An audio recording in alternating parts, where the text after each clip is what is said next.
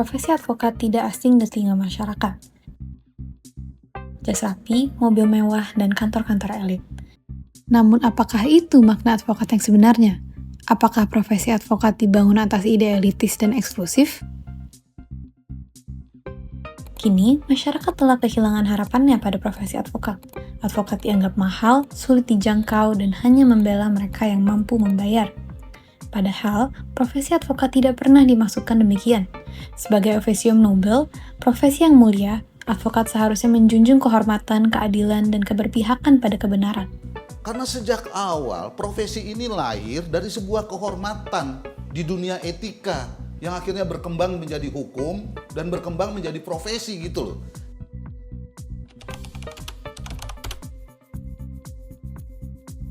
Johnson Panjaitan, atau yang lebih dikenal sebagai Bang Johnson, adalah seorang advokat yang memulai karirnya pada tahun 1988. Bang Johnson tumbuh dari lingkungan keras, kerusuhan, penderitaan, kasarnya hukum terhadap kaum lemah, beliau saksikan dengan mata kepala sendiri. Bahkan kayaknya dia nggak adil ke dirinya sendiri, sampai mati pun dia masih tetap gila-gilaan itu. Karena itu, sepanjang hidupnya, Bang Johnson kerap berhadapan dengan pihak-pihak yang berkuasa. Beliau selalu muncul dalam pembicaraan nilai-nilai kehormatan advokat. Pengalamannya menjadikannya sangat dekat dengan realitas masyarakat. Melalui perjuangannya, beliau menunjukkan nilai-nilai luhur profesi advokat, nilai yang kini terlupakan. Nilai pertama yang dapat dipelajari dari Bang Johnson adalah membela yang benar, bukan yang bayar. Yang lain, ya, di tengah-tengah profesionalisme seorang advokat, seorang pendamping itu bisa diukur dari angka gitu ya. Angkanya berapa nih? Angkanya 100 juta, ya berarti langkahnya dia cuma 10 meter ke depan. Meter ke 11 sudah berhenti, dia nggak ngapa-ngapain lagi. Tapi Johnson tidak begitu. Sampai keadilan itu tercapai, ya, dia tidak akan berpaling, dia tidak akan berhenti. Bang Johnson tidak bekerja semata-mata untuk uang. Beliau bekerja untuk memperjuangkan keadilan bagi siapapun tanpa memandang latar belakang. Beliau pernah membela masyarakat Aceh, masyarakat Papua, hingga mereka yang dituduh terlibat gerakan separatis Republik Maluku Selatan. Bukan karena beliau mendukung separatisme, tetapi karena beliau melihat adanya pelanggaran hak asasi manusia dalam proses penanganannya. Bagi Bang Johnson, setiap orang memiliki hak atas perlindungan hukum dan keadilan yang layak. Karena itu, advokat seharusnya hadir untuk melindungi hak semua orang tanpa membeda-bedakan status, identitas, maupun kemampuan finansialnya. Nilai kedua yang dapat dipelajari adalah melindungi integritas hukum dan pengadilan. Bang Johnson dikenal sebagai advokat yang sangat kritis dan tajam dalam argumentasi hukum. Beliau dihormati, bahkan ditakuti karena integritas dan kekuatan pemikirannya. Hal itu terlihat ketika beliau membela korban peristiwa 27 Juli 1996.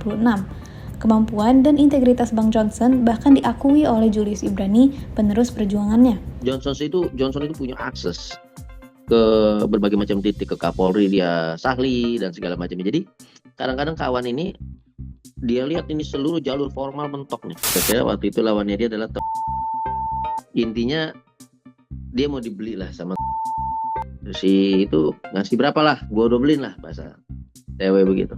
Dia tolak itu. Seorang advokat seharusnya mampu menjaga integritas hukum dan pengadilan dengan memberikan argumentasi hukum yang kritis dan tepat serta tidak merusak citra hukum bagi masyarakat. Nilai ketiga yang dapat dipelajari adalah pantang mundur, maju terus. Sepanjang hidupnya, Bang Johnson lebih sering menghadapi ancaman daripada pujian. Bagaimana tidak, beliau mendedikasikan hidupnya untuk berdiri berhadapan dengan kepentingan pihak-pihak yang elitis. Kalau udah lawan mereka itu kan itu bukan cuma soal uang aja, itu soal nyawa juga. Mereka ini kan nggak bisa negosiasi. Dalam berbagai kasus, termasuk kasus sira dan gugatan terhadap pemerintah Indonesia, Bang Johnson tetap teguh pada perjuangannya. Beliau tidak mundur, tidak takut, dan tidak menyerah. Karena itu, seorang advokat seharusnya tidak pernah gentar mewujudkan keadilan dan tidak pernah terintimidasi ketika membela kebenaran. Dan kalau mau bertarung di hukum harus kuat, ya. Apalagi kalau sampai mati, biasa. Sampai mati, biasa. Tembak-menembak, biasa. Ya. Kesedihan itu harus saya terima sebagai sebuah kenyataan yang membesarkan hati saya dan hati seluruh rakyat yang masih terus akan berjuang.